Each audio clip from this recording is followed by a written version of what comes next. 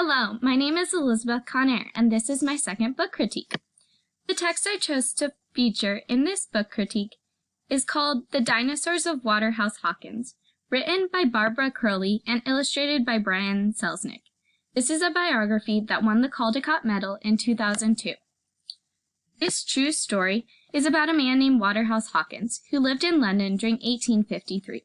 He loved to sketch and was especially fascinated by dinosaurs. During this time period, scientists were still discovering fossils of dinosaurs, but no one knew what a dinosaur looked like. So Waterhouse Hawkins observed the fossils and created life-size models of the ancient dinosaurs. Waterhouse's dinosaurs were impressive. Despite having vandals destroy Waterhouse's models, he persevered and created several new dinosaurs in the United States. Waterhouse retired to London, and his models can still be seen and enjoyed in London today. This book first stood out to me because of its pictures. The incredible, beautiful picture book would be great to interest boys who are resistant readers because it features a strong, perseverant male character and focuses on dinosaurs, which normally interest boys. I chose this book also because it is rich in history and can be used to teach many lessons, including science, history, or even math. For the first lesson I created to go along with this book is for the 8th grade social studies. These are the Ohio standards that I will be focusing on for my lesson.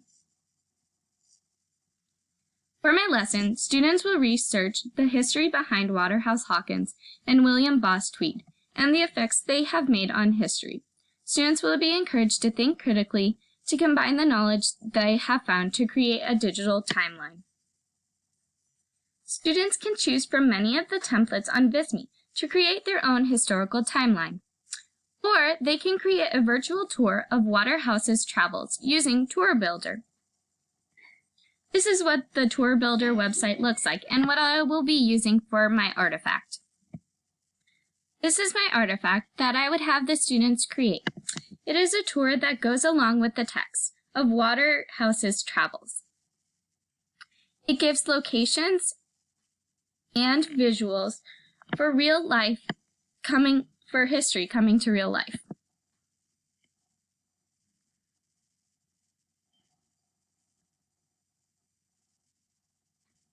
Students can then expand their audience by sharing their timelines with a class they are ePals with in London. Here is the ePals website and the class that they can choose from to share their information with.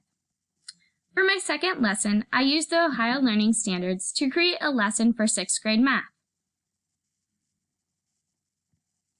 For this lesson, students will choose a dinosaur picture and create a scale ratio for the picture. Then, use the scale ratio, surface area, and volume to create a life-size model of the dinosaur. Students can enlist the help of local artists in sculpting the model and putting their finished models on display at the local science museum to collaborate and get the community involved. Here are the rest of the books that I read. Ah Music by Ah Lee Key. Ah Music is an informational book about music and sound that would be perfect to teach a lesson across the curriculum on poetry and rhythm and sound.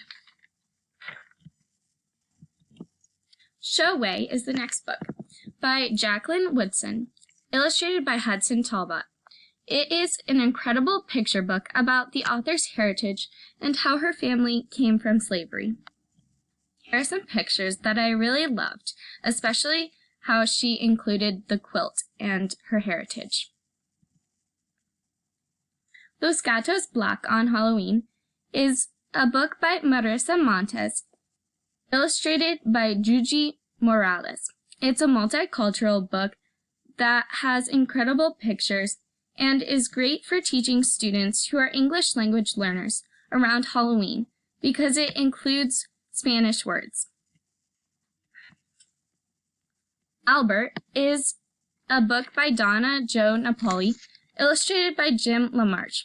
It's a picture book that has incredible pictures that would be perfect for teaching little kids about social encounters because it's about a man who has social anxiety but when a bird comes and sits on his hand, he is able to overcome his social anxieties. And Then What Happened, Paul Revere is a book is by Jean Fritz, illustrated by Margaret Thomas, and is a historical fiction book about Paul Revere and his involvement in the American Revolution. Gracias, Thanks is by Pat Mora, illustrated by John Parra. It's a multicultural book that would also be great for English learners because of its use of Spanish, and it would be great to use around Thanksgiving time because of its theme of thankfulness.